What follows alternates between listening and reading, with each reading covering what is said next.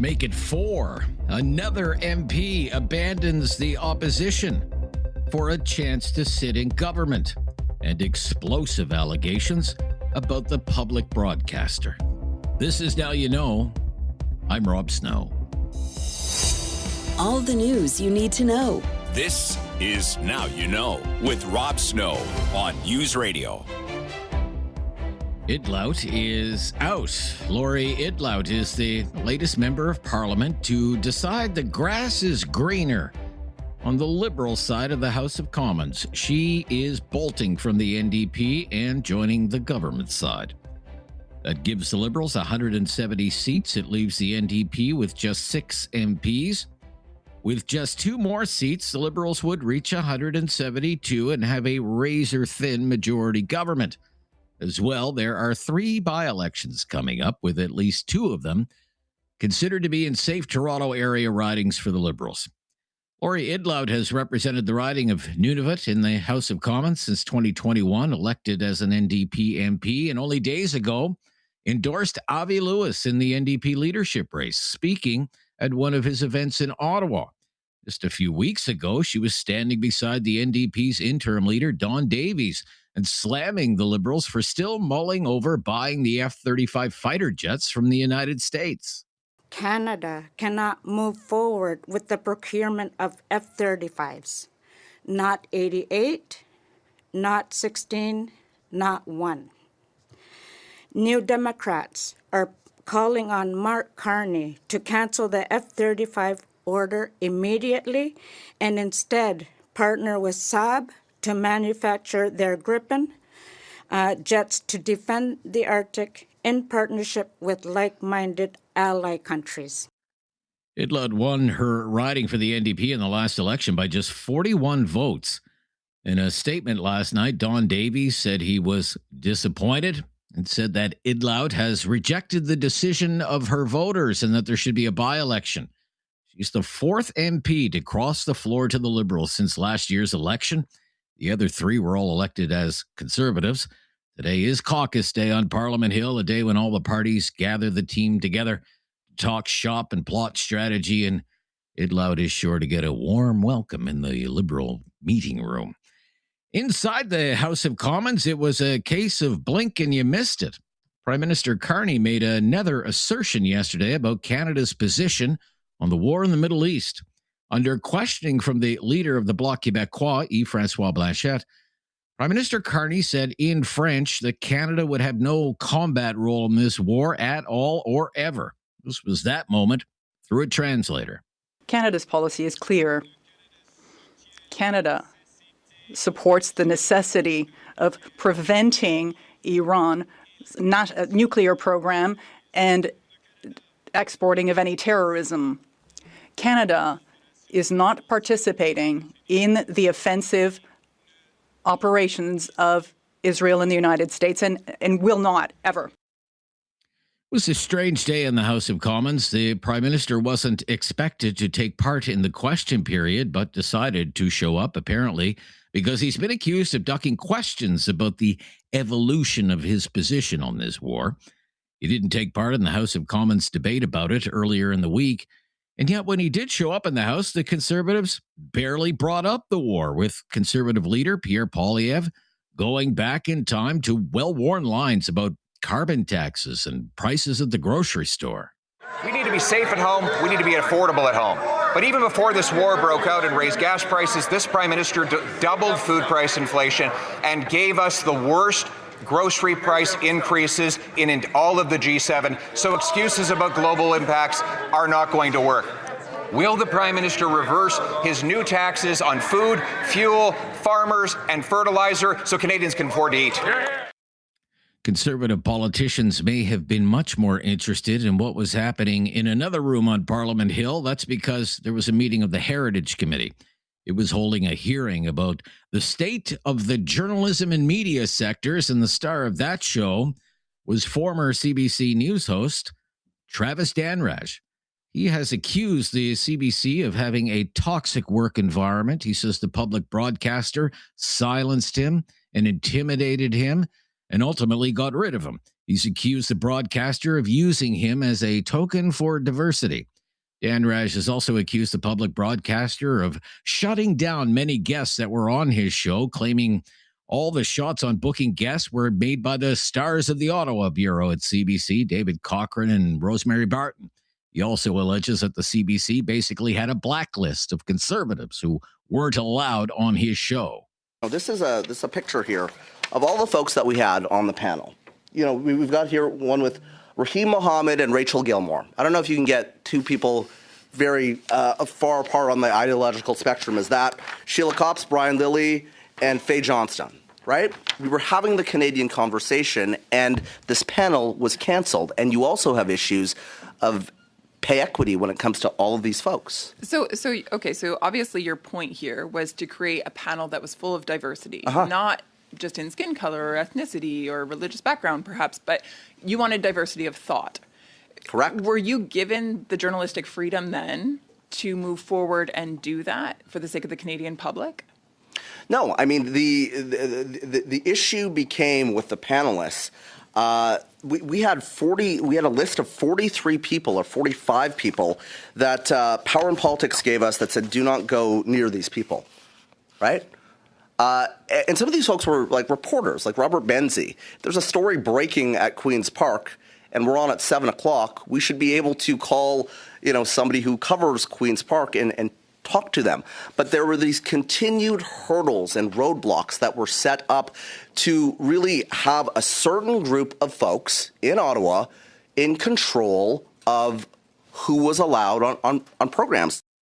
Dan Raj would go on to claim that if the higher profile shows hosted by Cochrane and Barton couldn't get conservatives on the show, then he wasn't allowed to have conservatives on his show. And he claimed that conservative commentators and politicians were blocked by the brass.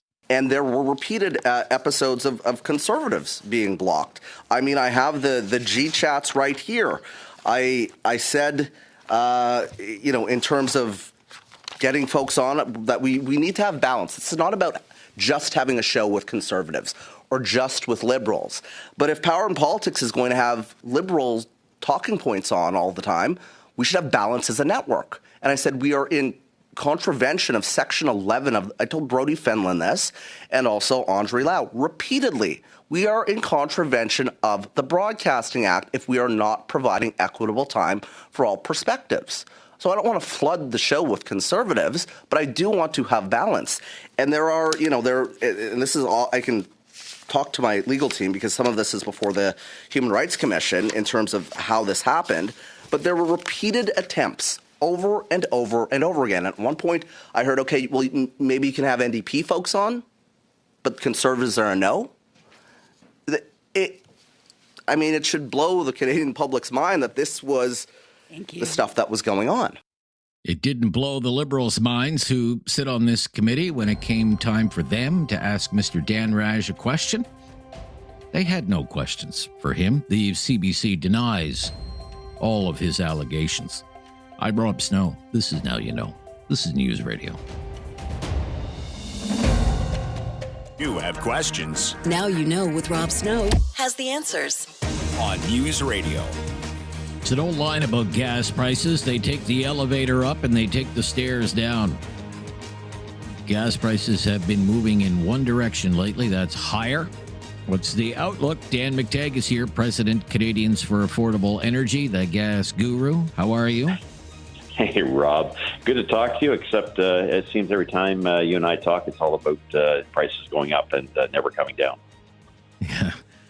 Well, that elevator is getting a workout. What is your forecast for gas prices these days? Well, yes, it has gone up 23 cents a liter. In fact, it went up a penny in many places today, but that's not noticed as much as tomorrow, which will see a decrease of 7 to 8 cents a liter. And that's true of the West, it's true of Ontario, it's true of Quebec, and even Vancouver will see a net decrease of 7 cents a liter. And that's really based on what happened a couple of days ago when President Trump suggested that the war could end and that there would be safe passage for vessels going through the Straits of Hormuz. But I think now, of course, markets are saying not so fast. Even though the International Energy Agency, which is a body of the Organization for Economic Cooperation and Development, OECD, 32 countries, has said that they'll release some parts of the largest release ever of their emergency reserves. It's about 1 billion barrels that they've got sitting around. The United States has about 400 million. And assurances by Trump have simply gone out the window. Apparently there's been more attacks this morning, and that's raised the level of nervousness. So much so that, Rob, at this point, I can actually see that while we get a decrease tomorrow, which is the best day to buy, I'm seeing diesel moving back up about 14, 15 cents a liter, and gas now moving at least up 6 cents a liter for Friday, just in advance of the March-long weekend for the March break for a lot of families and kids. So best day to gas up looks like tomorrow. And don't just think about it, do it. So you could see, say, for example, in the Kitchener-Waterloo area, gas dropping by 7 or 8 cents a liter tomorrow, but then popping back up on Friday. Is that right? That's right. So 160.9 top end in Kitchener-Waterloo, dropping to 153, 152. And of course, Rob, don't forget, in places like Kitchener-Waterloo, Toronto, Ottawa, you see gas stations shed part of their 10-cent retail margin what it takes for them to stay in business. So you might see, getting down as low as $1.56 late tonight. And by tomorrow, depending on the time of the day, that drops net 7 to 8 cents a liter, only to go back up net 6 cents a liter the next day. So again, I know it's not a great thing, but saving $5 on a tank full is better than waiting for tomorrow or what could happen on Friday when prices are likely to go back up again another 3 or 4 cents. We're heading towards what could be a pretty significant tipping point as markets are not pleased with what they see and believe that there is a shortage. All right. I'd like to focus on some other specific markets where our radio show is on. What do you see over the next few days in Calgary?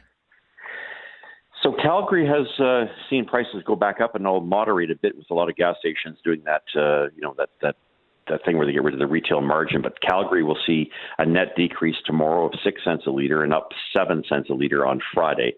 And with diesel, which is probably just as important, look for a 12-cent decrease tomorrow with what looks like about an 11-cent increase come Friday. And what about Halifax, when they've used the interrupter clause, I think 3 times so far? So gas prices jumped across Nova Scotia today, I believe, by about 9 cents. What do you see happening there? Yeah, the decrease will not be enough to trigger the interrupter clause. And this really speaks to why, prices across the country tend to move up day in, day out. And you have a pretty good idea with the internet what prices could be. A lot of other people do this as well. But in terms of, I'm not expecting much of a change, although there should be for Atlantic provinces, PEI, Nova Scotia, of course, and Halifax, New Brunswick, or even for that matter, Newfoundland. They're going to see very little in the way of any decrease tomorrow to be able to take advantage of getting a little bit of a come out for air a little bit before prices start to really go back up. So they may not see anything. If anything, they will see next week even more increases to what they're already currently paying. Okay. We have about a minute left here. There's some debate. Pierre Poilievre mentioned this, the Conservative leader, a few days ago in one of his speeches, that Canada should have a strategic petroleum reserve of its own. It doesn't. What do you think? Should Canada have a strategic petroleum reserve?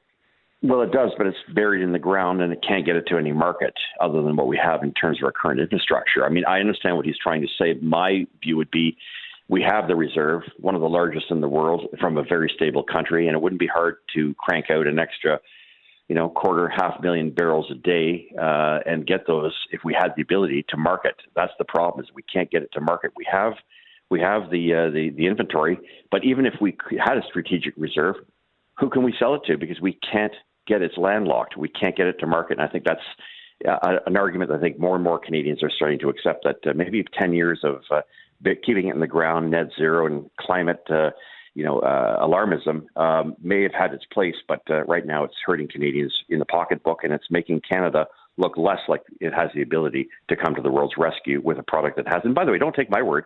The Canadian dollar hasn't moved at all, Rob. We used to have the petrodollar. It used to defend Canadians against these high prices, but because we've got nothing to come to the world's rescue with, you and I are paying the full cost, as are other countries around the world, say Sierra Leone, Jamaica. I'm just picking up a few countries that don't have any oil and are paying the same price we're paying today. Yeah, interesting you would note that with oil prices up 6% today, our dollar is actually lower versus the U.S. dollar. There you go. Look, thank you so much, Dan. Good to hear from you again. Thank you. As well. Thanks for having me, Rob. Yeah, Canadians for affordable energy. Gas wizard, gas guru, former Liberal MP Dan McTeague. Busy guy these days. This is News Radio. No question goes unasked or unanswered. Now You Know with Rob Snow returns on News Radio. Just a few more notes on gas prices. As mentioned, in Nova Scotia, as we told you, the regulator in Nova Scotia normally sets the price of gas once a week. There is what's known as the interrupter clause.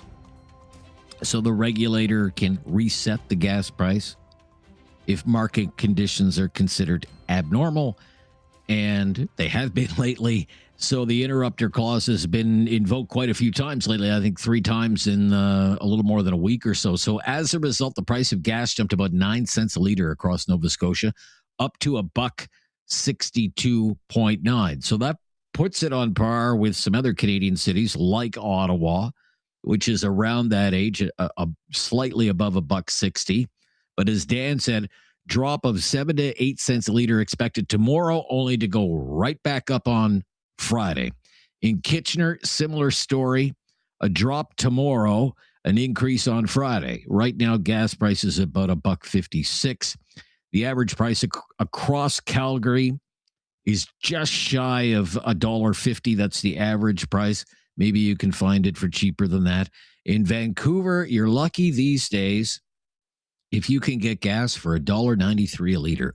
$1.93 a liter. My gosh almighty. The average price for a gallon of gas in the United States is $3.57 US a gallon. That's according to AAA. So if you take into account the exchange rate, that's $1.27 a liter Canadian.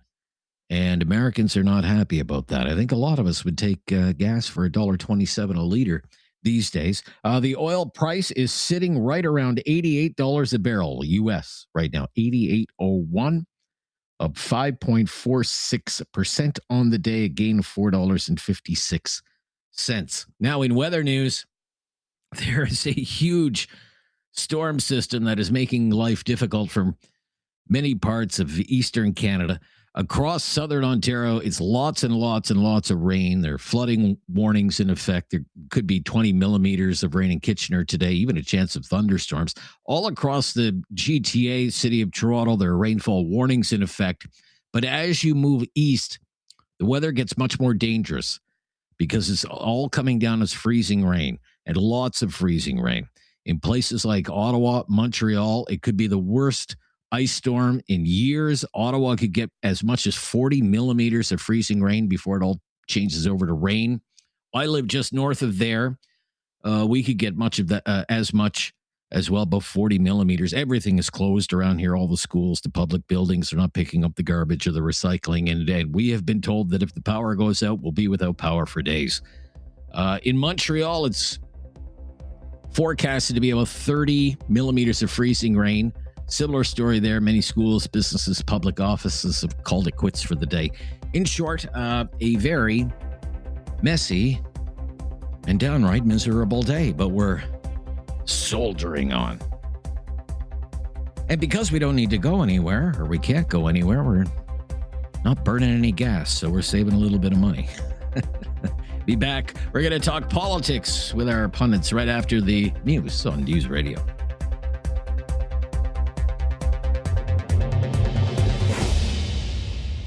Critical thinking is not dead.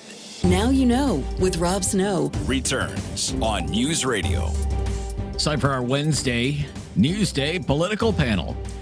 Cam Holmstrom is with us. He's principal at Niipaawi Strategies. Welcome back. Good to hear from you. Always glad to be here, Rob. How's your weather?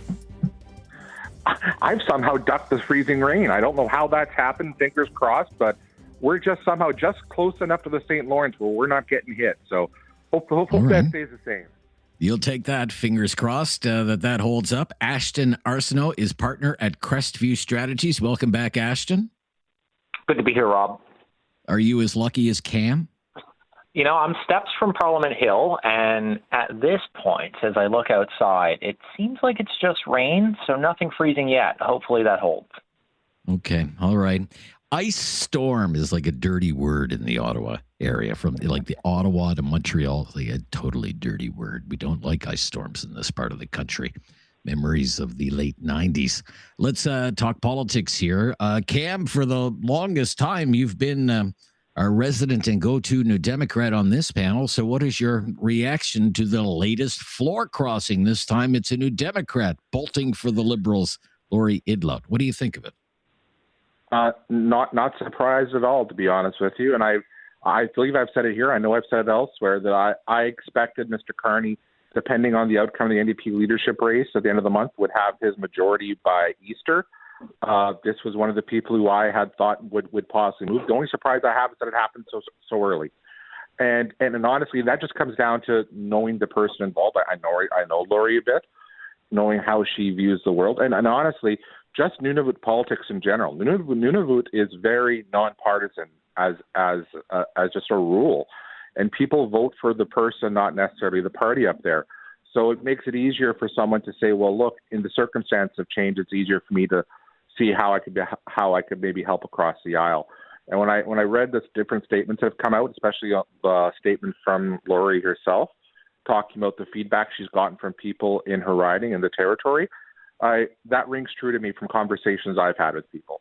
So, yeah, does it hurt for the New Democrats? Absolutely. But another thing about this that people need to realize, and I'm saying this in the most kind way I can to my progressive friends who are upset and casting about all kinds of aspersions about the person involved here. We Indigenous people, as a rule, we tend to default to our nations and our people before a partisan identification. Like, I'm Red River Métis, but I just happen to be a New Democrat. I'm not a New Democrat who happens to be Métis, right? And when it comes to my nation and my direct involvement, it'll always default to that. And when you have a territory like Nunavut, where 90% of the population is Inuit, right? It's probably the only riding in the entire country that is majority of an Indigenous nation, right? Obviously, that plays into the factor of how you'd make this move. So, yeah, I'm not shocked at all, but I know why. I understand why some people aren't happy. Sure thing. Yeah, there's always a cohort who will be unhappy. This time it's the New Democrats. Ashton, what do you think about it? I mean, I largely agree with Cam. Not surprised at all, mostly because this is one of the few MPs we knew for a fact was being courted by the Liberals, and she had made comments on that previously, so not surprising. You also have to consider where the NDP is at. They're in utter disrepair. They're really struggling to find any positioning at all that resonates with Canadians, on top of the fact that the government really has been leaning heavily into Arctic investments as of late, and just given the population demographics there, as Cam mentioned, I think it actually does make sense. But I will say this, it's a little bit hilarious to me that only a few days ago she sort of proudly found a podium to endorse Abby Lewis as the next leader of the party. And so tough to know if she already had made up her mind by then or not, but that's a bit like Michael Maw yucking it up at the Conservative Christmas party. Yeah, that's what I thought too, Ashton. That's what I thought too. I hope she didn't buy Avi Lewis a gift. Yeah, look, either way, this is pretty important for the government, right? Because now if they do run the tables in these upcoming by-elections, they'll have their majority, which of course they've been craving, and that's going to have some serious implications. How does this look for the NDP right now, Cam? I mean, voting is underway for the leadership right now. Like, this is not the news you need. No, it's not. And that's really the only question I have of this is why at this moment when the race was going to be over in a few weeks. That's the only question I have. But you know what? Life doesn't always go in a straight line. So I don't think that much far into it. But yeah, for the NDP, it's not a good look because, you know what, at the end of the day, if you're a party that's growing, you need to be able to bring people into your tent who see themselves within the party, who may not be hardcore partisans, but people who can see themselves identified in the party. And I would put Laurie more in that latter category of someone who's not a hardcore partisan, right? if someone like that is looking at you and thinking, you know what, I'm better served over here. There's a better opportunity over here to serve my constituents. I have a chance to actually have an impact over here. That speaks to where you're going. And I don't care who the leader is at that point. That's just a bad sign. And it just speaks to the whole circumstance that things are so bad that regardless of who's winning or losing this race, you didn't see a path forward. And that, to me, it's sad. But honestly, that's where the party's at. That's the sad whole thing about this leadership race. I'm just I'll be glad when it's over. At the very least, we can finally put this to bed and then figure out how to deal with the ashes after. If for those of, depending on who wins, if we decide to stick around to try to rebuild the ashes. All right. I feel, Ashton, as though I've asked you this before, maybe 3 times before. Do you think this is the last one? Is this the last floor crosser? Could there be more? Yeah, I think a lot of that is predicated on these upcoming by-election results. I mean, I'm sure the Liberal caucus would openly embrace others who choose to join them, but I think the push for them is really going to ratchet down in the event they get to that 173 number organically. Organic's probably not the right word there. I mean, look, I've been surprised on this 3 times now, so I'm willing to suggest I could be surprised a 4th, maybe even a 5th time. Okay, when we come back, we will talk a little bit more about those by-elections. And as well, the Prime Minister's many statements about the war in Iran. I'm Rob Snow. It's our Wednesday Newsday political panel, and this is News Radio. Now you know with Rob Snow continues on News Radio. Talking federal politics on a soggy, icy Wednesday in the nation's capital. Cam Holmstrom with us, Principal Niipaawi Strategies, Ashton Arsenault, partner at Crestview Strategies. What's your understanding, Ashton, is why the Prime Minister called these by-elections when he did? Was he under pressure? Was the clock ticking? What's your understanding there? Yeah, so your listeners might be interested to know that the government actually wanted to have these by-elections a week earlier, on April 6th. They were all set to announce that as the date before, of course, things went sideways in Iran. So they actually wanted to do this a week earlier. That's basically the backing of it. Now that we have the actual dates, I think everybody observing sort of agrees that the 2 by-elections in Toronto, so University Rosedale and Scarborough Southwest, are pretty well foregone conclusions, which sort of sets the stage for a real knife fight in Terrebonne, obviously. And look, the stakes are really high there. If the Liberals win, they'll probably be at 173 seats. Let's see what happens between now and then. It's a razor-thin majority, to be sure, but a majority nonetheless. Plus, they won't need to rely on the Speaker to break ties for them in that scenario, which is really important. And I also want to point out some strategy here. Terrebonne is a Montreal outskirts riding, and the Liberals are actually holding their convention in Montreal that exact weekend, meaning the Liberals are going to have all of the resources in the world to deploy in that riding, virtually limitless volunteers. So in that way, a little bit sneaky. Oh, very interesting. You say they wanted to have them earlier. What was the rationale there? I don't know exactly why they wanted to do it the week before, which of course would have been Easter weekend. Maybe it could have encouraged people to go out to the polls with the holidays and such, but that's what they were targeting. All right. Cam, what do you think about it, just on the timing, and then we'll get into some of your predictions. What do you think? Well, for the timing, to me, it's more of a matter of you're in a minority government, 2 of the 3 seats are a shoe-in. The fact of the matter is that you're better to have those people in place sooner than later, right? That's 2 extra bodies to have in place, 2 more votes to have there to get to do what you need to do. Let's put it this way: there, as much as there's strategy around pushing it and waiting, there's also good reasons to go early. It all depends on the circumstance. And in this case, that's how I look at it. It's just more of a case of, look, there's no reason to wait at this point, right? And the upside of doing it this way as well is that you're not throwing a situation where more by-elections may get thrown into the mix. You know, I found it interesting this morning when the NDP interim leader, Don Davies, was speaking.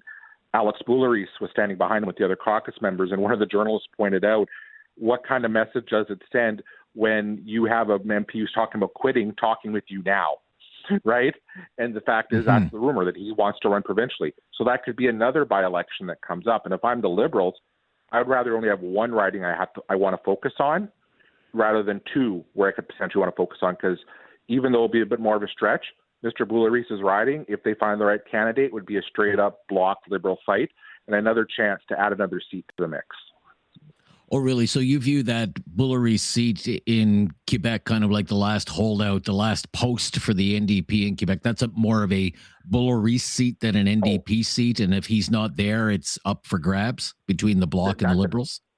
That's an absolute Boulerice seat, because the Tories are a non-factor there. If the NDP becomes a non-factor, all that vote comes up for grabs. And if I'm looking for the comparison, look to when Stephen Guilbeault got elected in 2019 in the riding next door. It had the same kind of breakdown usually of being a very Bloc, Quebec Solidaire kind of riding, right? And the fact is that's what broke it through. The Liberals found a very good candidate who spoke to that riding, right, and backed it up.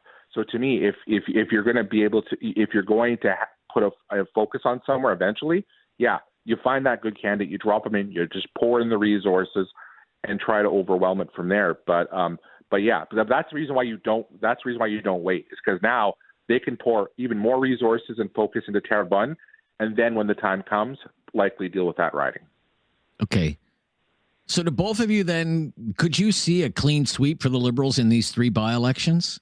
Ashton, you could see a clean sweep for them? The Liberals? Absolutely. I think that's the most likely outcome at this point in time. All right. That'd be Cam? My position, yeah. Yeah. Cam, clean sweep right now for the Liberals? I put it closer to 50-50. The other two I'm not worried about. It's the one, because let's just be honest, it's natural Bloc territory. The fact that the Liberals won it last time was something, and the Liberals are doing better in Quebec than they were before, but by-elections can be weird things, right? So I'd be very curious, but yeah, I think the odds are good of pulling it off, but I wouldn't say, just because of the history of that riding, I wouldn't put it as a certainty. Okay. We'll be right back. We'll talk about the many things the Prime Minister has said about the war in Iran, federal politics, here on a Wednesday. I'm Rob Snow. This is News Radio. Now you know with Rob Snow continues on News Radio. Here with political strategist Cam Holmstrom and Ashton Arsenault. Cam, what do you think about the many things that Prime Minister Carney has said about the war in Iran?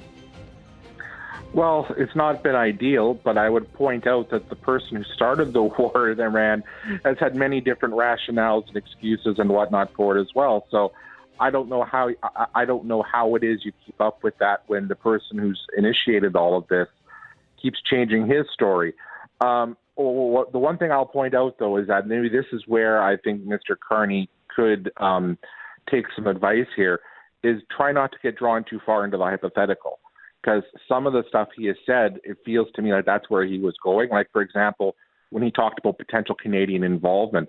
Well, if NATO were to trigger Article 5 because one of our NATO allies had been attacked to the point where it required it, i.e. Turkey, they've already shot down a couple missiles going towards Turkey, well, then naturally we would respond, especially given the fact of just over the last few months we've been talking about the importance of NATO allies standing up for one another, right? So, but does it help to go into that hypothetical? I don't think it does. But yeah, let's just be honest. I don't think Mr. Trump and the way that he and his administration are talking about this or not talking about this is helping any potential would-be allies talk on their behalf in this circumstance. All right. What do you think, Ashton?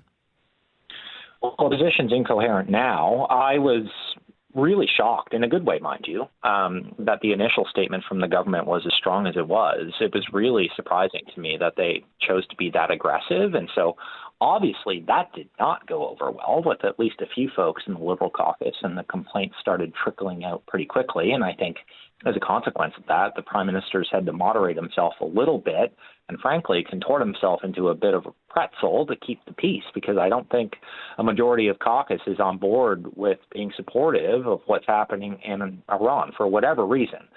So, yeah, now it's looking a little bit disjointed, but I was just actually rather surprised at how aggressive the initial statement was when things started unfolding. Ashton, why do you think there was such a lack of pushback yesterday from the opposition Conservatives? Is that because there's really not a lot of daylight, say, between the Conservative position and Prime Minister Carney's position? Well, see, that's just the thing. I think there is zero daylight between the initial position and the position of the official opposition. Now, there is some daylight based on some comments that he's walked back. But initially, I think they were singing from the same song sheet, if I'm being honest with you. Cam, what do you think? I don't think Ashton's wrong on that assessment. And let's just be honest. We know that there are certain elements within the Conservative base who are very supportive of Mr. Trump and what he does. So this would be a great example of why it is of the pressure that exists. Because speaking out against this in such a way would essentially be speaking out against Trump. And why pick that fight, especially when it comes to something where we're not involved. Like at the end of the day, we're not putting boots on the ground. We're not there. We're not involved in the actual incident itself or the ongoing hostilities now. So why come out and say it? Especially when, let's just be honest, I don't care which party you're in. Even those people who have issues with the attack, there's no one saying the world's better off, the world's worse off for not having the Ayatollah in it, right? Like everyone's in agreement on that. So at the end of the day, why are you going to parse the differences at that point when that piece is all in agreement? And you know what? So keep that powder dry for something else when it becomes more useful to use. Okay. Thank you so much for the discussion today. Hope you do well riding out the storm. We'll speak soon. Good luck, Rob. Thanks, everybody. Yep. Thank you. Cam Holmstrom is principal at Niipaawi Strategies, somewhere along the St. Lawrence today, and Ashton Arsenault in Ottawa, and he is a partner at Crestview Strategies. Talkback is coming up next. We're going to talk about housing, rental housing, on Talkback today with your help. I'm Rob Snow. This is News Radio. It's time to talk back. On Now You Know with Rob Snow. Call now. And have your say. 1-833-668-2577. Welcome to Talkback. It's 2 hours of debate and discussion on the big issues of the day. Today's topic, housing, with a specific focus today, rental housing. Looking for a place to rent. Looking for a place to rent. Here's what we want to know. What's it like to try and find a place to rent these days? To try and find an affordable, quality place to rent. What is that like? Has the situation improved in recent years? Is it getting worse? Is it relatively easy to find a decent place to rent these days? Are you seeing any, incentives? Free rent? No last month's deposit? Move-in bonus? Do you see any of that? Or is it as difficult or even more difficult than ever now to find a decent place to rent?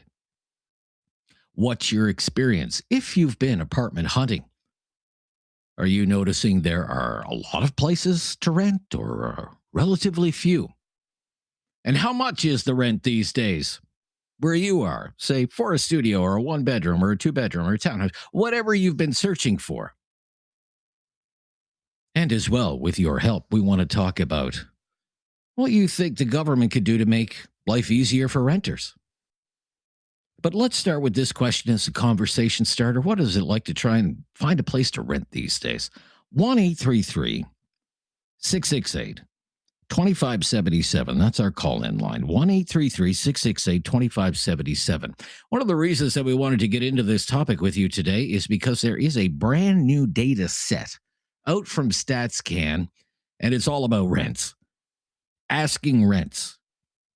Just came out this morning. Hasn't even hit the news yet.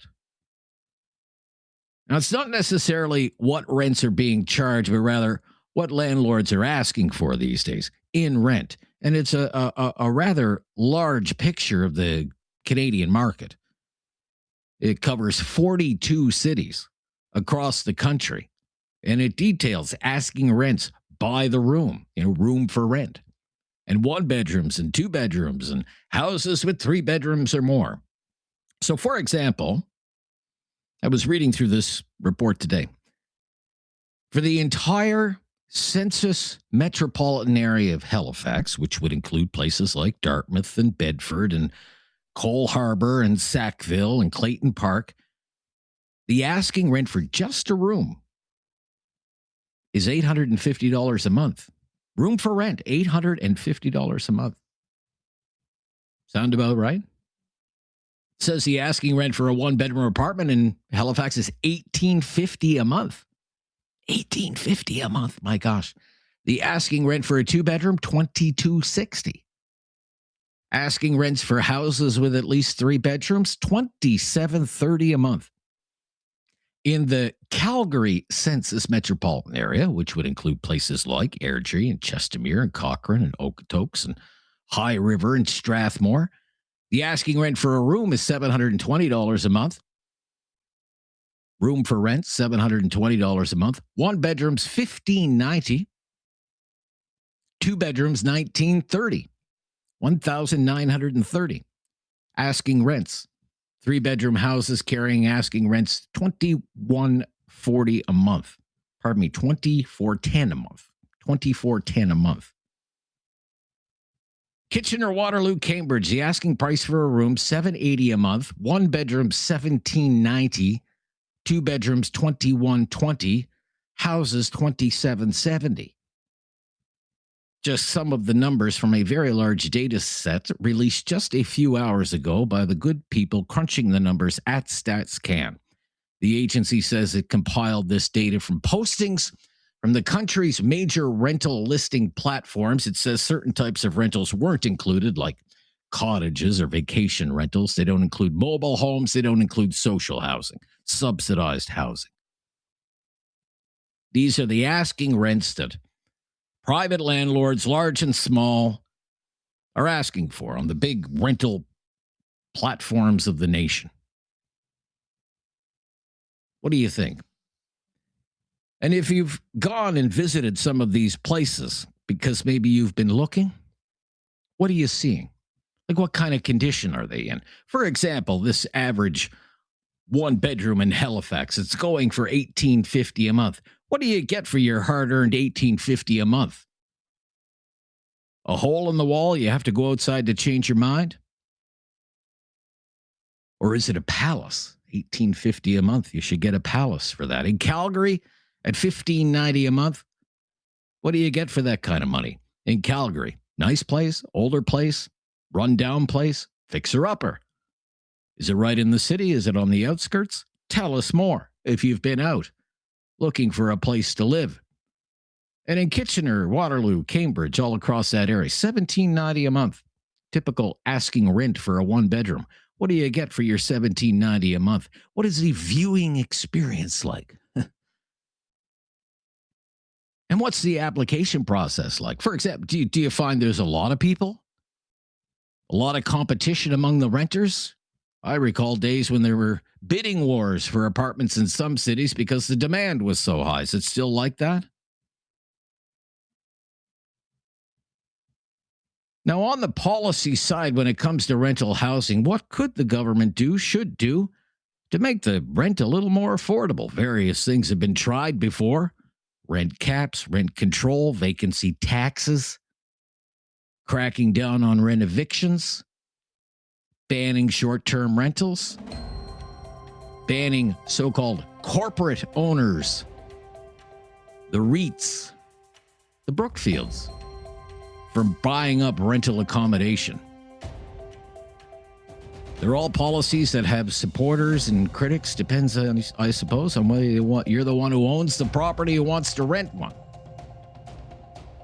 We want, with your help today, to talk about what it's like to look for a place to rent. What's that like these days? What kind of unit do you get for your hard-earned money?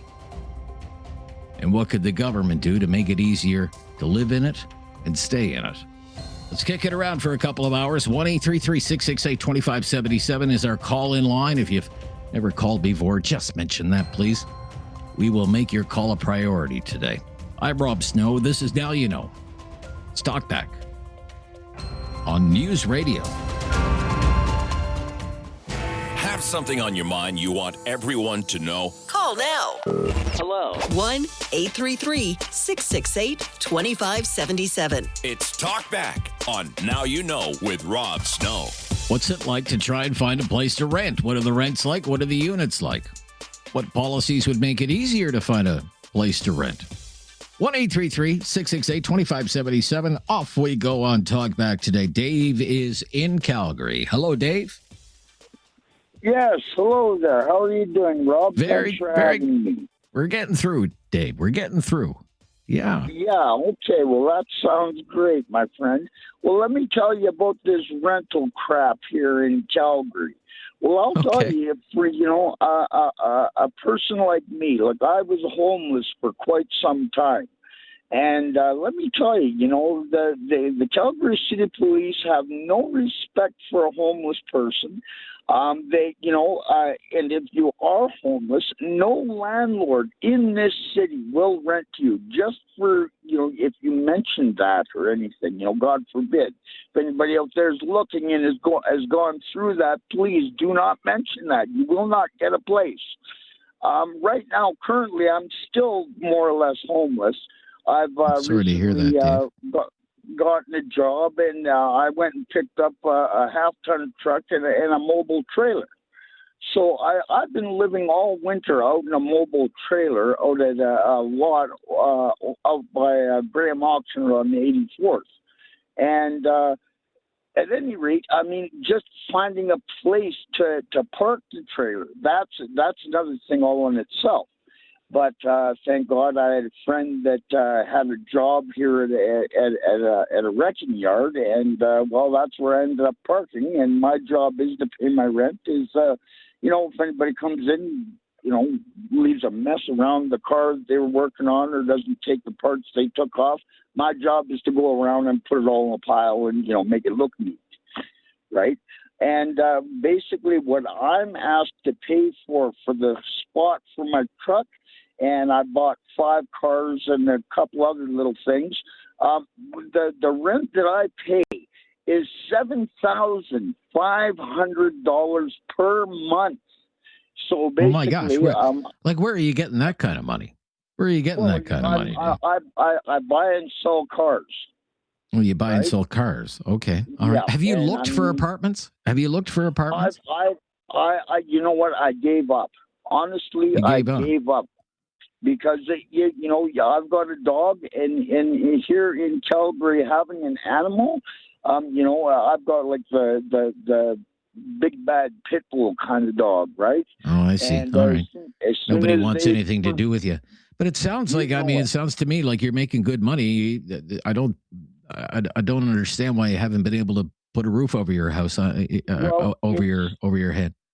It's just due to the fact that like me, I actually prefer to live in my camper because I don't really like making other people rich off of my working like a dog and whatnot, right? So all right, fair enough, Dave. Fair enough. That's your circumstance, and by your own admission, you're more or less choosing to live that way. Dave, thank you for your call. To Robert in Halifax, thank you, Robert. Hello, Robert. Hi, Rob. How are you doing today? Yeah, very good. What is it like to be looking for a place these days to rent? Halifax is in an interesting circumstance. There was a time when, Halifax and Maritimes in general had a lower population relative to the larger centres in Canada, and there was a time when supply was relatively constricted. A lot of old stock rentals, but in the past 10 years, I worked as a surveyor in construction. It's been a boom time in Halifax for multi-unit rentals. And now we're at a point where we've got, I've heard up to 60% of our rental capacity under construction currently right now, all brand new units. But what's fascinating is I'm looking to upgrade my unit because I've been in the same unit for 15 years, rent controlled, a nice 2-bedroom. I pay, just over $1,100 a month because of rent control, which I appreciate. That's very good. That's a fair rent. I have to stay there because the rents around me, including the building that I'm in, have increased 100%. Okay, I'd like to key in on this. So you have a 2-bedroom because you've been there 15 years under rent control. You're paying $1,100 a month. If you wanted, say, a similar quality unit to what you have now, 2-bedroom, the whole 9 yards, what are you looking at? If if I wanted to move upstairs in the same building with the unit that hasn't been renovated with worse floors and the same appliances, I'd pay $2,300. That's what they're asking for it. $2,300 all in? Yes. Or plus parking, plus utilities? Plus parking, plus internet and electricity. Sure. And electricity. All right. Yeah. Yeah. And this is an older building. This isn't one of the newer ones that are coming online. This is why I'm interested in upgrading it. And because you're seeing these brand new buildings, concrete. This is a timber structure that I live in. These new ones are concrete, much nicer amenities. And right Just now, because we're a little tight on time, it says that the average asking price for a one-bedroom is $1,850 a month now. What would you get for $1,850 a month? What kind of building? A very old unit. What I was going to get to is the newer units are all cost prohibitive. Most people can't afford them. And a lot of the people that were building them, the people from out of the country or students, aren't in high numbers anymore. So the developers are finding they're having an issue because they can't lower rents. They're doing incentives. 3 months free rent. They are doing incentives. Oh, interesting. Okay. Got to run. Thank you for the snapshot from Halifax. Hang on the line. We'll get right to your call on what it's like to look for a rental these days. Share your experiences. This is Talkback on News Radio. Have something on your mind you want everyone to know? Call now. Hello. 1-833-668-2577. It's Talkback on Now You Know with Rob Snow. What is it like to try and find a decent place to rent? That's what we're talking about here on Talkback. Several new reports out recently on the rental market. We're kicking them around. Tara is in Calgary. Thanks for calling, Tara. Good to hear from you. Hi, Tara. So, interesting enough, I'm a property manager, but I'm also a renter. So I see kind of both sides of the spectrum. And I used to be a homeowner. I'm trying to find a place now, and it's impossible. It's impossible. Why is that? For me, it is. So I'm single income, and I have 2 dogs. So right now I live close to downtown Calgary, and I pay $2,200 a month for just a main floor in a 70-year-old house. Right. So that's infested with mice and all sorts of fun stuff. And usually places that are somewhat reasonable. You're looking at that allow pets, 22 plus utilities. 2,200 plus utilities. And would that be for a 1-bedroom, a 2-bedroom, something like that? What are you looking for? At least a 2-bedroom. And to find a 2-bathroom, that's very hard as well. And preferably, and I see a lot of infills going up. Like the reason I'm looking now is because my landlord is selling, so he can put an infill on the lot, right? And there's no yards, so it's becoming very high density around the city. Right. So if you're a pet owner, you're going to really struggle. And I see some property management companies are charging a one-time pet fee that's not refundable on top of pet fee, which is actually illegal. And it's just, And I know how much would a pet fee be? What's a pet fee? What's that going for? Okay. So I've seen anywhere from $250 to $700. $250 to $700 per animal? Yeah. For me, it was just for one. Okay. I've seen a couple places that I've looked at per animal, and the monthly pet fees is anywhere from $35 to $50 per animal per month on rent and utilities. Wow. So I feel like there's a lot of gouging. I understand home ownership because I was one, and the damage pets can do, but I also feel people can do a lot too.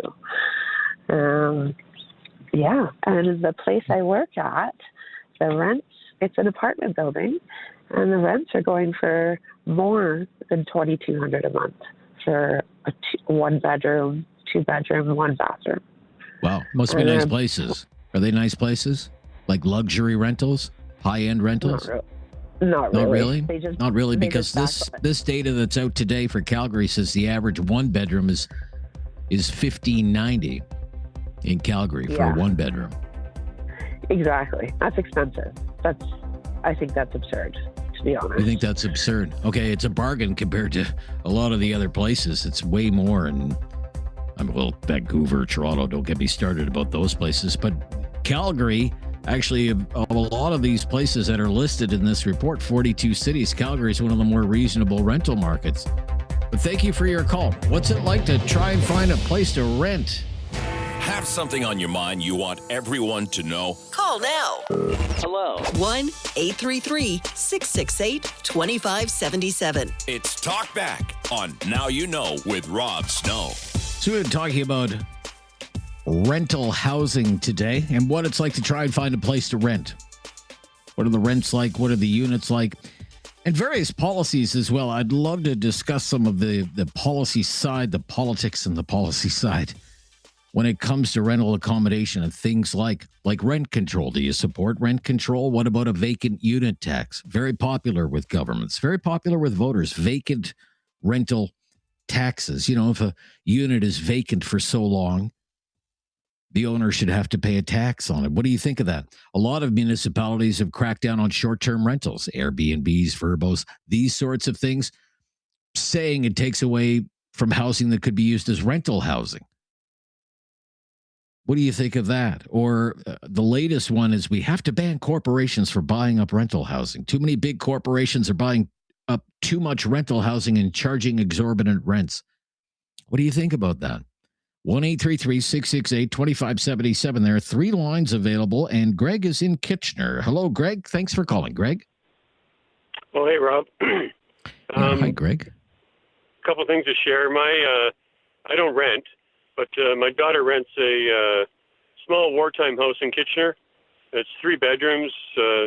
It's very dated and nice big yard for the kids, but she pays $24.50 a month. $24.50. Wow. Yeah, it's a story and a half. Goodness me. Yeah, it's quite small, but they're happy to have a single dwelling. They were in a row townhouses where there was lots of trouble. So, but interesting fact, I'm from the Trenton area, and I have a friend who's lived in the same apartment for 50 years in the Trenton Towers, and he has a spacious 3-bedroom, and he pays, I think, $13.50 a month because of rent control. They were only allowed to raise it so much a year, right? So sure, yeah. I thought that $13.50 for a 3-bedroom. For a 3-bedroom. Yeah, on the 10th floor in Trenton. Yeah. Wow. He's been there 50 years, though. 50 years, yeah, sure. 76, he moved in. Wow. It's well lived in. It's well lived in. Yeah, He's never moving. He's never moving then. You can imagine what that would go for? Yeah, I think close to, I think they're 2,700. So if people move out, they put in new cupboards and new floors, and they charge $27 for a 3-bedroom. Right, they double the rent. Sure. Yeah. And they would love him to move out. I'm sure they would. And there's one other gal that's been there as long as he has in the building. Yeah. But this, you say this wartime house that your daughter is renting, small little wartime house, is paying $24.50 a month and happy to have it? She's happy to be out of the townhouse she was in where there was lots of trouble. Now I see. I call them the working poor. Not very nice, but 2 jobs, 2 kids, 2 cars, and all their money just goes to living, and the groceries keep going up. And sure. Yeah. Sure. And at $24.50 a month, hard to, stash some money aside and, try to save up for a down payment for a place of your own, right? It sure is, and they are able to save a little bit of money here and there, but usually that goes to a car repair when one of their cars breaks down. Well, that's it. Gotcha. Sure thing. All right. Thank you for your call. And the snapshot from Kitchener 3. Isn't that something? Somebody who lived in the same apartment for 50 years, $1,350 a month for a 3-bedroom. My gosh. I wonder what the original rent was when he first moved in. 1-833-668-2577. 1-833-668-2577. Let's go back to Calgary now. Lynn is on the line. Hello, Lynn. Hi there. Yeah, hi, Lynn. What's your experience, Lynn? We are kind of private property investors, property managers, I should say. Sorry, but all right. The difficulties we're experiencing is finding good tenants. Oh, really? Yes, absolutely. For example, we have problematic tenants not paying rent for about 2 months, and not paying utilities, or another one is another one's complaining about her child tax benefits and not coming through on Alberta Works, and the rent is fairly reasonable. 1 bedroom, inner city, Calgary, basement, big windows, bungalow, huge yard, $4,000. I think that's fairly reasonable. For $1,000? $1,000, you said? Yes. Yeah.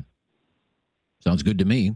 When the average is close to $1,600, I mean, it's in a basement. So my question is, generally finding good tenants is very, very difficult. Because we're very empathetic, and we accept excuses and delay the deadline, but when it gets 2 months behind in terms of rent, sure, and then it becomes a problem. Yes, it is pet friendly as well. All our properties are pet friendly. We just ask for a one-time non-refundable deposit of $400. I feel it's fairly reasonable. There's no monthly charges on top of that afterwards. Right. Yeah. So is that considered illegal? I'm not sure what the rental laws are when it comes to stuff like that. I would be curious to know, however, because there have been some nightmare stories about small landlords like you who are trying to make some income by, renting out a thing like a basement apartment. People move in, they don't pay the rent. You go to collect the rent, they refuse to pay the rent. And it's hard to get rid of them. Have you had any experience with that, trying to evict people? Absolutely, because keep in mind, we do have great tenants as well, very paying on time, not a problem, not a disruption in any way. But we've come across some difficult situations where police have been called as well on domestic issues. But it's not a big problem there. But the ones not paying and refusing to leave and having court cases, and with the judicial system, we have to wait for a few weeks until the court hearing is done, and then after that, hiring bailiff. You have to hire the bailiff? You have to hire the bailiff? Oh, really? Yeah. Okay, I didn't know that. With the court order, and $800 to $1,000 roughly to hire a bailiff for one session. But on the order, I have to request for physical movement clause to be allowed. Otherwise, if the police are called, they'll look at the order and it says a bailiff, but they're there as peacekeepers. So the whole process could take how long then? Months? Drag off for 2 months. Months? Roughly, yes. 2 months, and okay. 2 months all right. behind. 2 months behind. And then they're 2 months behind. So 4 months altogether then. Roughly, wow. 3 to 4, 3 to 4 months. Okay, thank you. That's interesting. There have been stories in the news media recently of people just refuse to leave. They're there for a year waiting to, go to tribunals where they know they're going to lose, but they just wait it out. 1-833-668-2577. That's a small landlord's perspective. What about yours? Love to hear it today on Talkback on News Radio. Have something on your mind you want everyone to know? Call now. Hello. 1-833-668-2577. It's Talkback on Now You Know with Rob Snow. What's it like to try and find a place to rent these days in this country? 1-833-668-2577. A few lines available there. Love to hear from you. Jordan's in Calgary today. Hello, Jordan. Hey, thanks for taking my call. Yeah, my pleasure, Jordan. Share your experience, please. Well, I work for a company. We build for a lot of different people, multifamily, infills. We also own our own properties. And, the price of rent in Calgary has definitely gone up quite a bit. And there are a lot of properties available now because of how many people have built. So previous caller was saying, pet fees and this and that. I mean, we're pet friendly in all of our properties. We charge a pet fee per month. We don't ask for a initial deposit. But you are seeing all sorts of different people, different credit scores, different backgrounds, the way they've done things, and we have to do our due diligence as owners to vet our tenants, and we don't want to be going through the processes, I believe, like Lynn said, of having to go through the courts and hire a bailiff, and we want to make sure we have the best of the best tenants looking after our properties and not having the issues. Yeah, fair enough. So what would be involved in a vetting process for you then? What would you do? Well, we do we'll do a credit check, asking for proof of employment, reference checks, all sorts of those things. And, of the applications that we get in, unfortunately, we have to turn down some people. Their credit scores aren't where they need to be. But, there are other properties available for people that maybe their credit's not the greatest. And, they do need a place to live. You need co-signers and stuff like that. We do that as well. If their credit score is a little bit lower than where we would like it to be, we, offer an option to have a co-signer. And again, 99% of the time with all of our tenants, everything's been great. That's good. It's just there is a lot on the market right now. And one of the things that we have to do as well is offer incentives. Might be offering gift cards to, a grocery store. We offer a month's rent in grocery store gift cards, just to help offset the cost of that. And there are a lot of people that are. If I could, Jordan, is that a fairly new thing that you've had to do, or is demand down? Well, you say supply is up. I guess that's the reason you're doing that. Yeah, supply is up. With all the new multifamily projects and infills that have been built in Calgary, the supply is huge. So we're just trying to be competitive in this market. And most recently, over the past couple months, we've offered some incentives. And again, you do see some people wanting to jump on that, and that you go down the street and they're offering the same type of thing, either a month's free rent, free parking, couple months free of rent. So you have to kind of pick and choose how we're going to do it. And again, it's a very tough market right now in Calgary and surrounding with the amount of units that are available. Yeah, very interesting. Okay, thank you. 1-833-668-2577. Rob, you hang on the line. Get to your call next. What's it like trying to find a place to rent these days? Love to hear from you on this one. Some new reports out about the rental market of the country. To hear from you on Talkback on News Radio. Have something on your mind you want everyone to know? Call now. Hello. 1-833-668-2577. It's Talkback on Now You Know with Rob Snow. We have been talking about what it's like to try and find a place to rent these days. There's some new data about that. It's all about asking rents. It's from StatsCan, 42 cities across the country. Halifax, one bedroom, $1,850 a month is the average asking rent for a one bedroom. What do you get for that? $1,850. In Calgary, $1,590 a month. Kitchener, Waterloo, Cambridge, $1,790 a month, all asking rents for one bedrooms. But what do you get for that kind of money? Let's go to Halifax. Sandra is there. Hello, Sandra. Good day. Good day. Yeah, first of all, I just want to mention an article and it's from 2013. And 2013. it's by the Investment Executive, and the article title is Halifax Becomes a Hotbed for Financial Services. Now, it's a very long article, and it's well worth reading, although it's, 13 years old. They talk all about Halifax opening up to financial corporations, hedge fund companies, nearshore investment companies, and they've all already opened up as of 2013.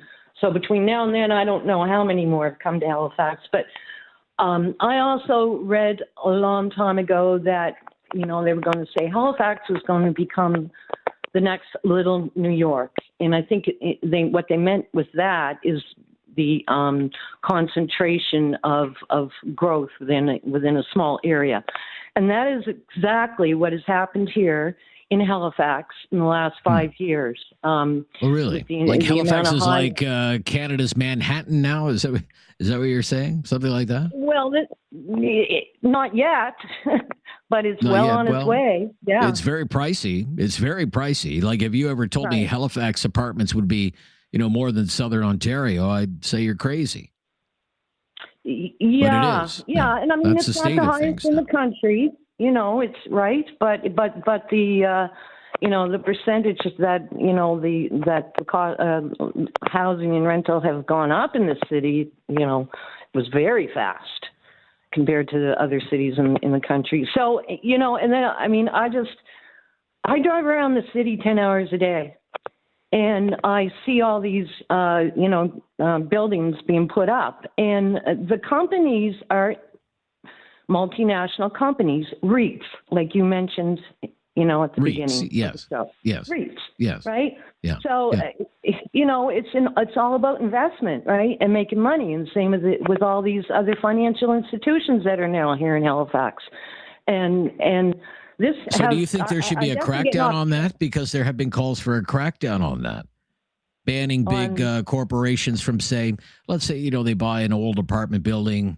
As one of the callers said, they change the floors, they, change the kitchen cabinets, and they double the rent. Some people don't think that should be allowed. What do you think about that? I agree. And like I say, I'm seeing it and living it every day, right? And but I do want to, also mention that your investments and my investments, I pay into a pension fund. Our mutuals, we are investing in these corporations on the other end. So, Sure. If we're giving them our money so that they can profit and build more buildings and profit, well, that's another circle. But it's, as far as, the cost of rents and owning a home in Canada, maybe some national type of, hold on, I don't mean stop, but just to limit the amount that they can increase these rents all the time. Well, there you go. Rent caps, rent controls, rent caps and rent controls. There are people who are in apartments now and not moving because they don't want to lose the rent control. They can afford their rent right now where they are because it's rent control. We took a call from someone who is in Calgary, $1,100 in a 2-bedroom apartment. He moves upstairs, the rent is $2,400. Well, I'm paying Another guy from $1,500 plus utilities, for a 2-bedroom that's 70 years old. But, somebody else called from Southern Ontario and said, there's a guy in Southern Ontario in Trenton with a 3-bedroom. He's lived there for 50 years. His rent is $1,300 for a 3-bedroom apartment. That's rent control.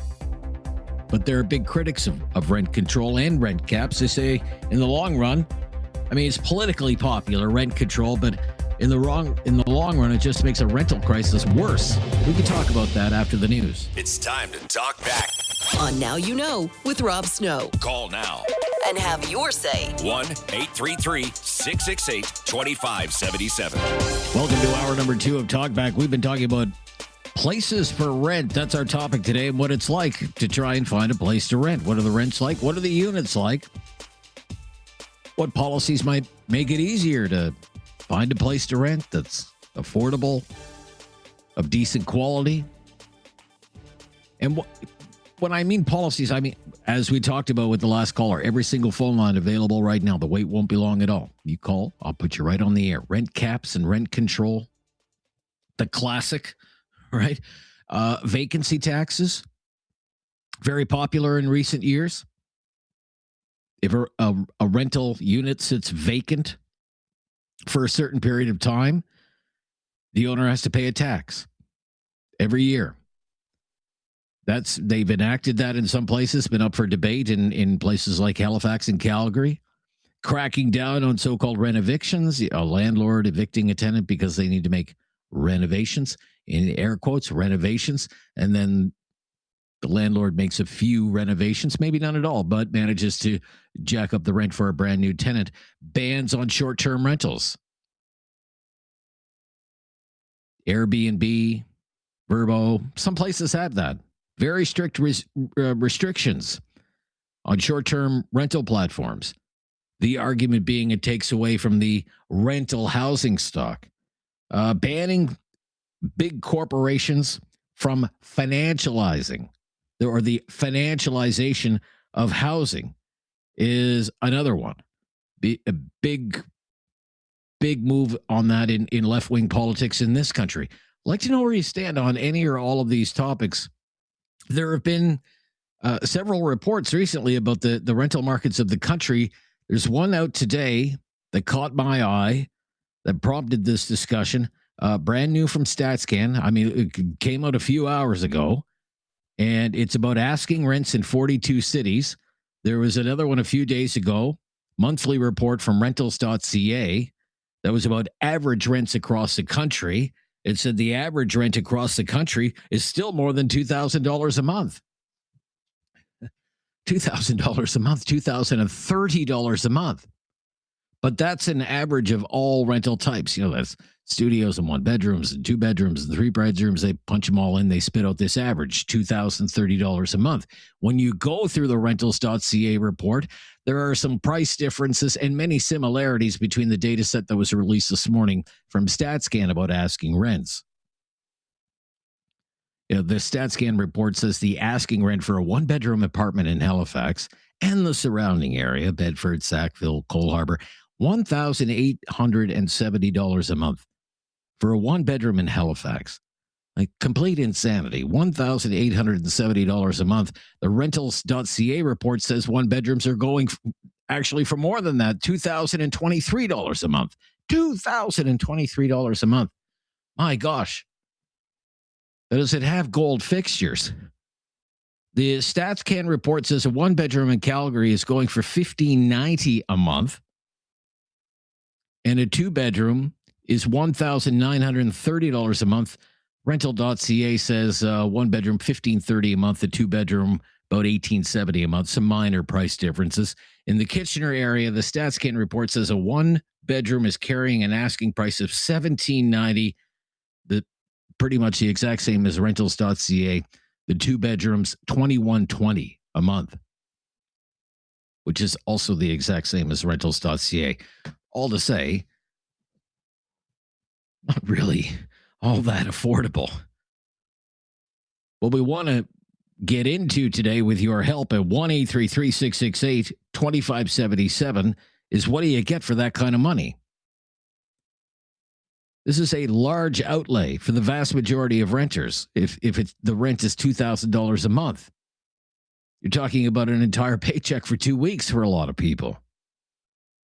Like, what are you getting in Halifax or the surrounding area for that kind of money? Or in Calgary or the surrounding area for that kind of money, close to $1,600 a month or $1,800 a month in Kitchener? Like, where does your hard-earned $1,600 to $2,000 a month, what does it get you these days? Like, is it a nice place? Is it a newer place? Is it a run-down place? Are there lots of places available? Do they seem to be in short supply? In its commentary, rentals.ca suggests that the pressure is easing in the rental market. Is that your experience? Some people have expressed that today. Landlords have called and said, we are now offering incentives.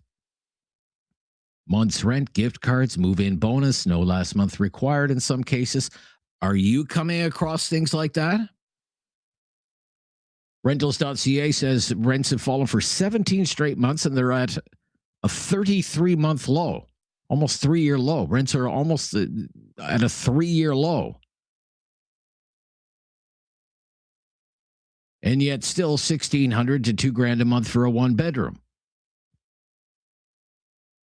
They say they're seeing price pressures ease in what they call some of the secondary markets. In the GTA, you're talking about like Oakville and in Vaughan, like growing communities in the GTA, or in Surrey, BC, New Westminster, BC, the lower mainland of BC, in Canada, which is a fast-growing suburb of Ottawa in the West End. In the West End, people can't afford, say, 416 Toronto or Vancouver proper or in the old city of Ottawa, so they move way outside the old city boundaries. And the rents went way up there. Now they say they're falling. And in many cases by double digits. So does that mean all is well and good in the rental market these days? All fixed. What are you hearing? What do you know? What's it like to look for a place to rent these days? It's hour number 2 of Talkback. I'm Rob Snow. This is Now You Know. Love to hear from you on Talkback on News Radio.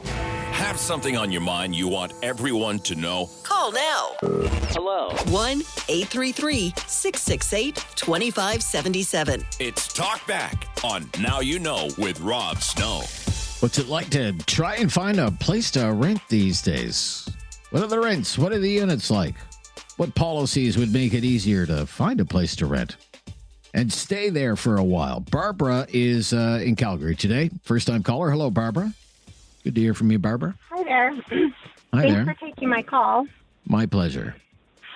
This is the first time I've called in, and I really appreciate all of your topics. I've learned so much, but this one is a close one for my own situation.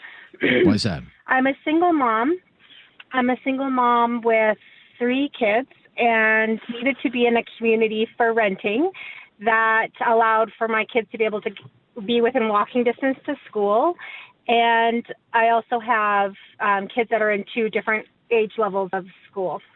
So that I knew would put me at a premium for what I would be renting and was prepared for that. But over the past 3 years of being in my rental, my rent has gone up $800. And that's an insane amount of money. I was prepared at what I had to pay, but there's no rent cap in Calgary. So, I'm kind of at my landlord's mercy. And I just feel like there should be some type of, rent control. cap, just something that's... Rent cap, rent control, something that sure. Can rate control. I know that there should be increases in rent. I understand that, but I wish that there was something that made it like a realistic amount so that A, I could plan for that, and B, afford. So now where do I come up with this extra $800? My family loses out on the kids have to withdraw from activities and just basic needs of food, the different things that I have to buy or shrink down on. I don't know. I think that's an insane amount of money to increase a person's rent. And in 3 years. It's gone up that much in 3 years? In 3 years. 3 years, $800. So what kind of place is it? Just curious. Well, I live in a house with 3 bedrooms. So, but it's not. I don't live in a fancy neighborhood. I don't not live a fancy place, in, right? Yeah, okay. So a modest 3-bedroom house. Just, and when you first started renting there, how much was it compared to how much is it now?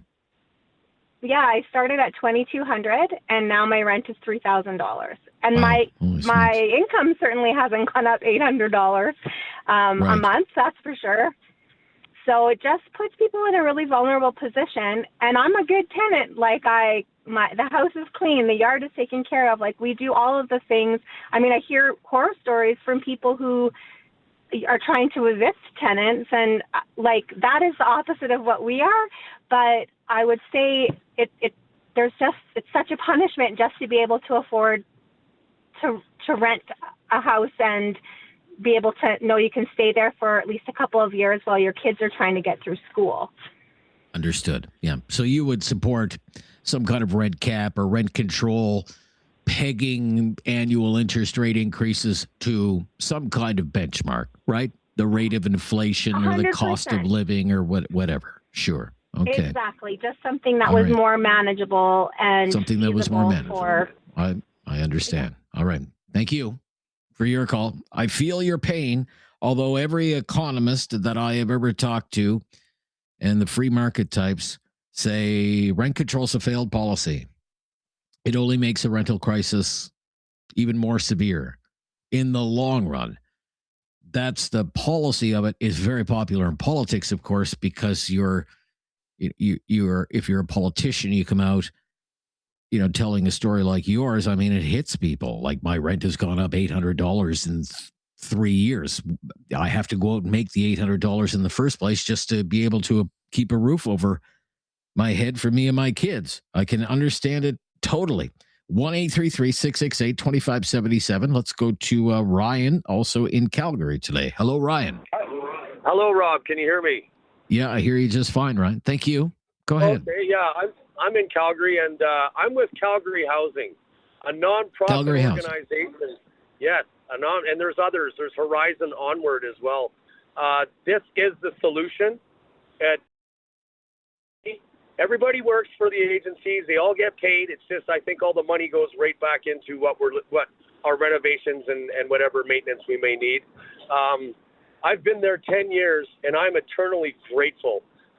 They started off by charging 30% of your gross pay, and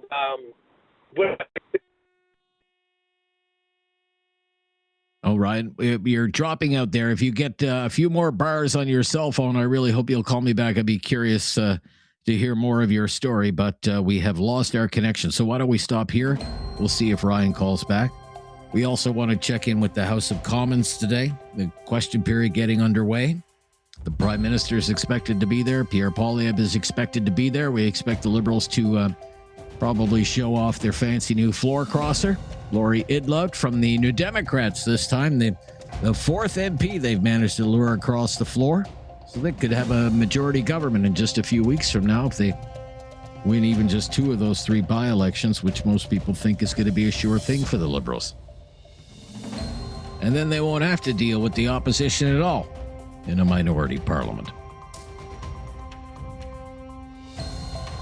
It's Talkback, talking about the rental market as well with your help. 1-833-668-2577 on News Radio.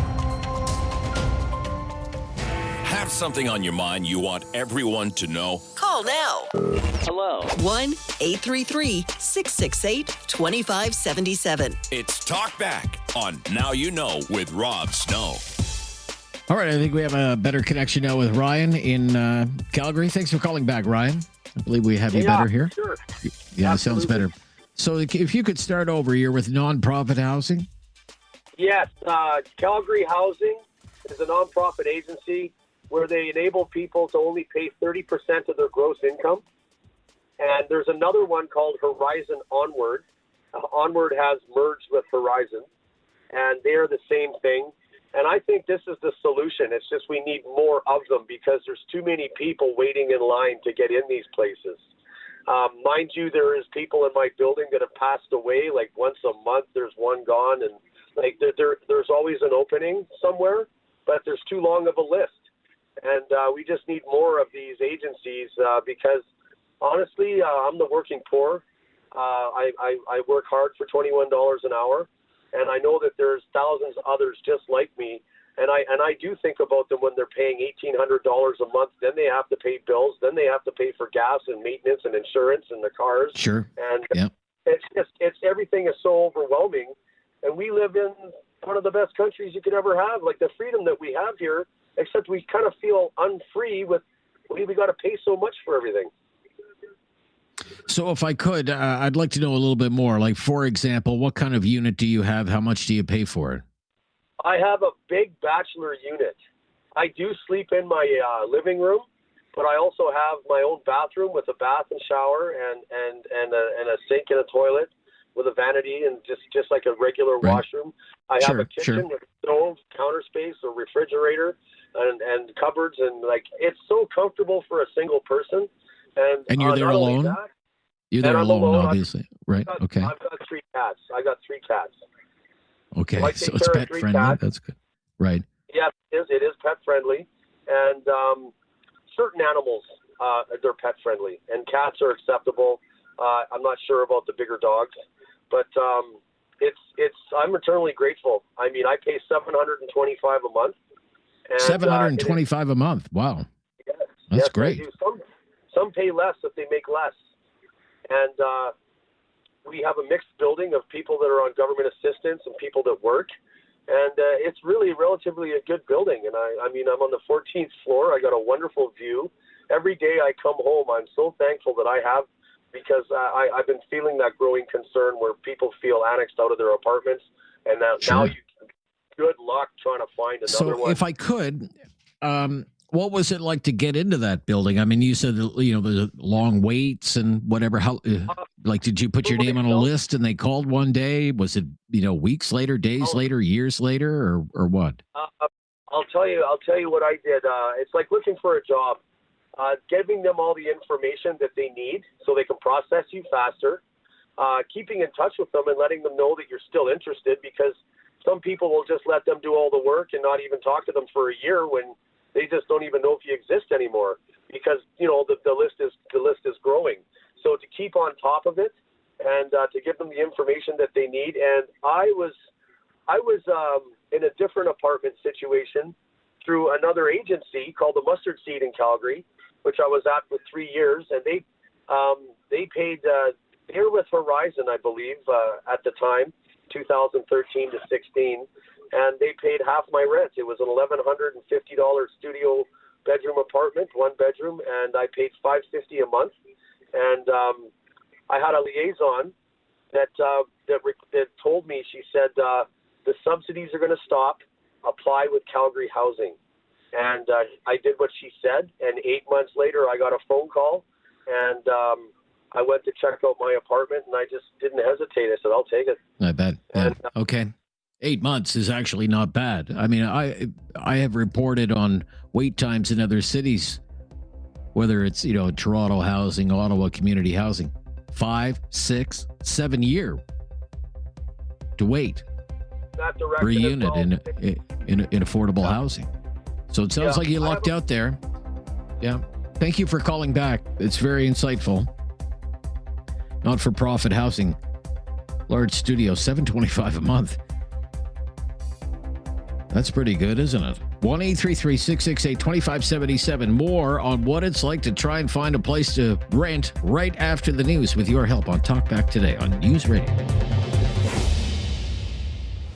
Have something on your mind you want everyone to know? Call now. Hello. 1-833-668-2577. It's Talkback on Now You Know with Rob Snow. So we have been asking you what it's like to look for a place to rent these days, talking about rental housing today. We usually get a lot of calls from Calgary in this hour of the program. I have to tell you, as we make our way through the program, I can't help. As I look through this report from StatsCan out today, I can't help but be struck by the attractiveness of Calgary when you compare it to some of the other cities. I mean, no wonder Calgary is like boomtown. I look at Vancouver.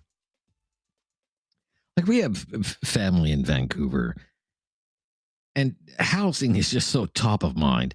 And I weep for the people in Vancouver. I just wonder, like, how do you ever afford to live there? Asking price for a 1-bedroom, $2,450 a month. $2,450 a month in Calgary is $1,590. Like, just the difference on the rent is $860 a month. And I have known people who have moved from BC, from the lower mainland, and they've said, I can't afford to live here anymore. I'm broke. I'm moving to Alberta. And that's exactly what they do. Then you look at the price of gas, like gas in Calgary today, even after all of these increases, is still about $1.50, but in Vancouver, it's $1.90. Like 40 cents a liter more. Like, think of every time someone fills up a 60-liter gas tank in Calgary, they're paying $24 less than the same driver in Vancouver. And there's no provincial sales tax in Alberta. In BC, the provincial sales tax is part of the HST, 7% provincial portion. So you're saving 7% on so many items. No wonder people are like fleeing BC and moving to Alberta. You could say the same thing about Toronto, too. In Toronto, I'm talking about Toronto proper here. Asking rent, one bedroom, $2,210 a month. $2,210. The Calgary renter is paying $620 less in rent. And gas prices are higher in Toronto today. They're pushing $1.57. I know it's not as dramatic as Vancouver, but you're still saving about $4 on a fill up in Calgary versus Toronto. And you're living in Calgary and not Toronto. The PST in Ontario, the provincial sales tax in Ontario is 8%. In Alberta, it's 0%. Can you see why people are leaving? Like Ontario, they're saying, bye-bye, Ontario. I'm headed west.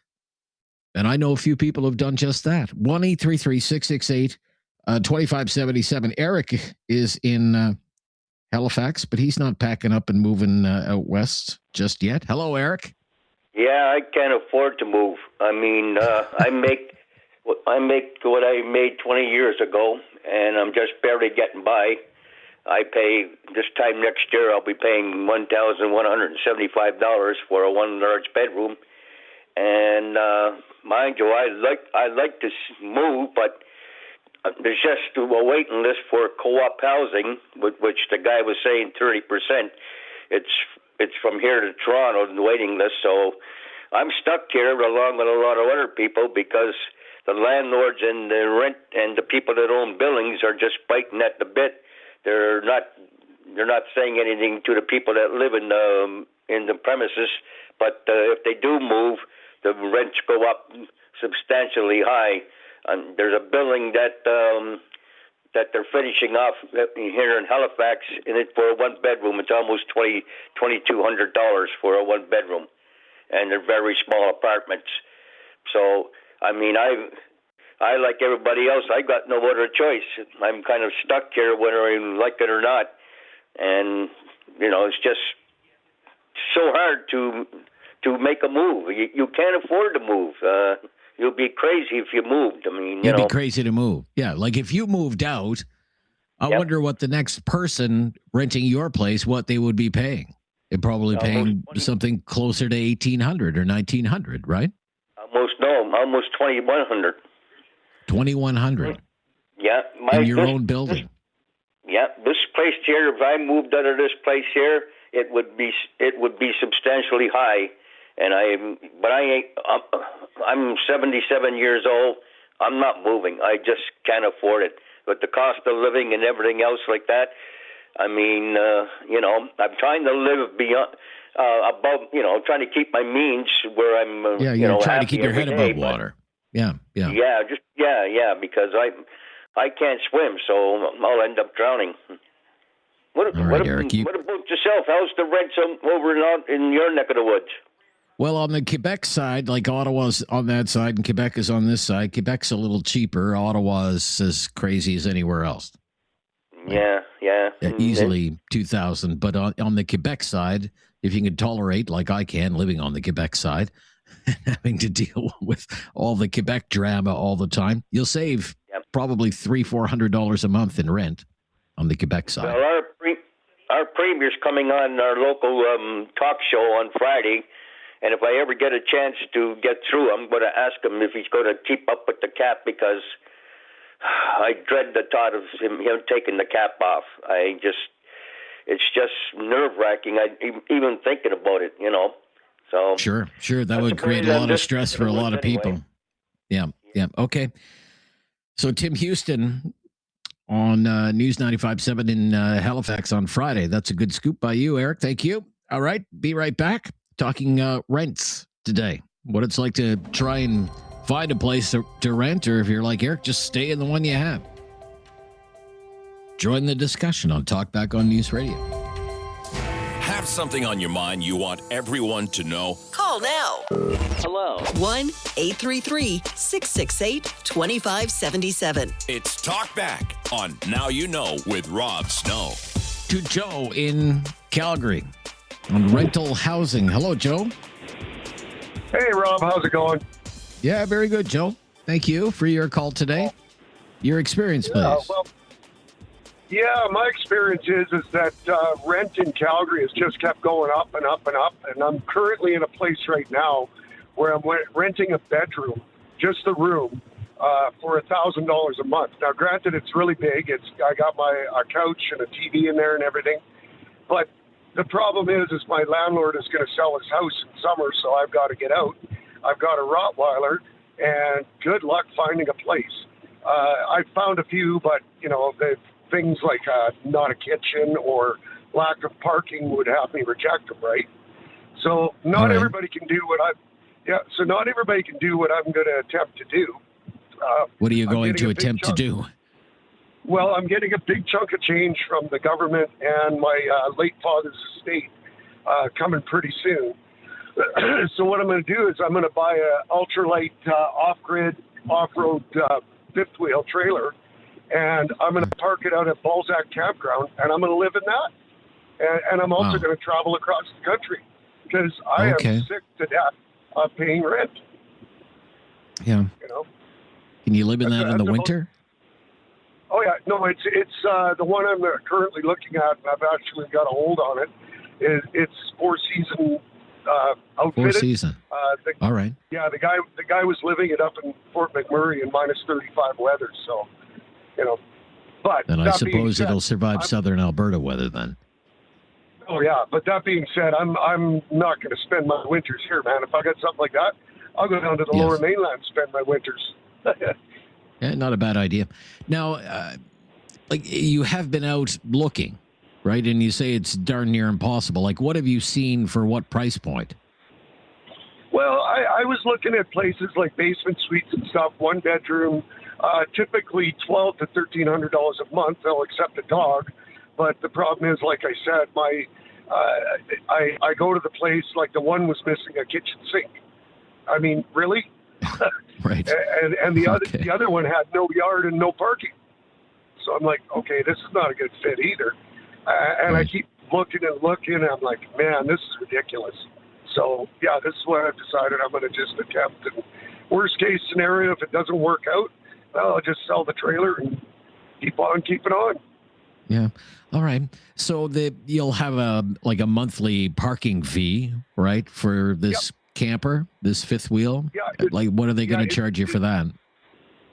Balzac, I believe they charge $800 a month for a year-round camp spot. $800 a month. All right. Okay. Yeah. Oh. It's reasonable because I got my own place. If I don't like my neighbors or I don't like the rent increase, I just move. Yeah. And do you think you can live in a fifth wheel? Like you're mentally you're prepared to do that? Yeah. Oh, absolutely. This one is huge. I mean, it's nicer than the place that I live in now. I got everything I need. It's got a big slide out, the whole 9 yards. Okay. Well, best of luck with that. I hope it works out for you. Happy travels. Grant, also in Calgary today. Hello, Grant. Hi, Grant. Hello. Hi. Hi, Grant. Yeah, you're Hello. on.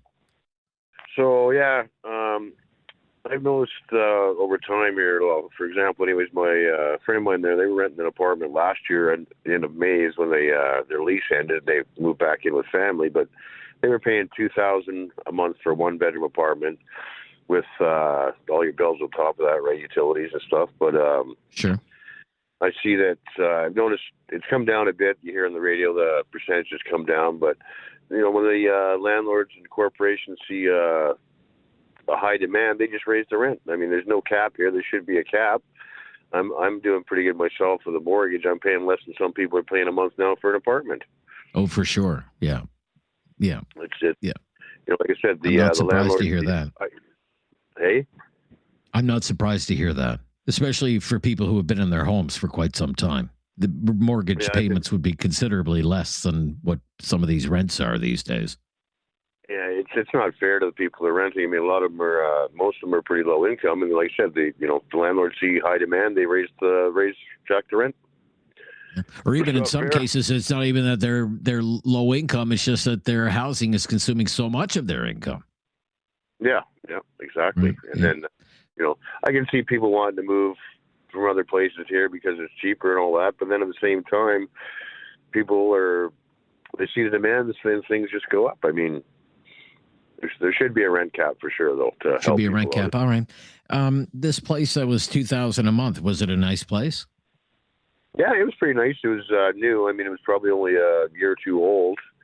Yeah, it was really nice, but there were some problems. I mean, sometimes you do, sometimes you don't. There was a problem with neighbors. They were complaining about the kids making noise, and then he would turn up his music louder to just, it was a tit for tat. Sure thing. Sure thing. Yeah. Maybe that old line, good fences make good neighbors. Gotcha. Grant, thank you. Be right back. I'm Rob Snow. It's Talkback. This is News Radio. Have something on your mind you want everyone to know? Call now. Hello. 1-833-668-2577. It's Talkback on Now You Know with Rob Snow. Governments have tried, they've flirted with all kinds of things to try and get a grip on rents. A lot of people are in favor of rent control, rent caps. And when, you hear from some of the callers today, I mean, it's hard not to support capping rents or imposing rent control. Yet every economist I have ever interviewed about rent control says it doesn't work. Has called it a failed policy. That it's been tried everywhere. It's failed everywhere it's been tried. I mean, I have had, over the years, I've interviewed so many people with so many letters after their names. PhD, economics. They tell me rent control doesn't work. It's popular in politics. Okay, this is the difference between politics and policy. It's popular in politics because politicians like to be seen as sticking up for little people against big bad landlords. And when you hear callers like Eric, and when you hear callers like Barbara, I mean, gosh, it's hard not to be convinced that, we do need some kind of cap, some kind of rent control. But I'm telling you, I've been told over and over again by the economic experts, it's terrible policy, that it sounds great. It just doesn't work. They've told me rent control. This is the long-lasting consequence of rent control. It removes the incentive for developers to build rental units, like apartment buildings. Why would a property developer build an apartment building if the government is going to cap what the rent can be, or put another way, what the price can be, instead of the market setting the rent or the price? That's one issue.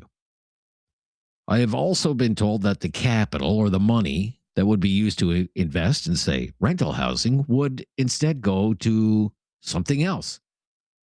A condo tower, a strip mall, a subdivision, or it would be invested into stocks or bonds or, some sort of financial instrument.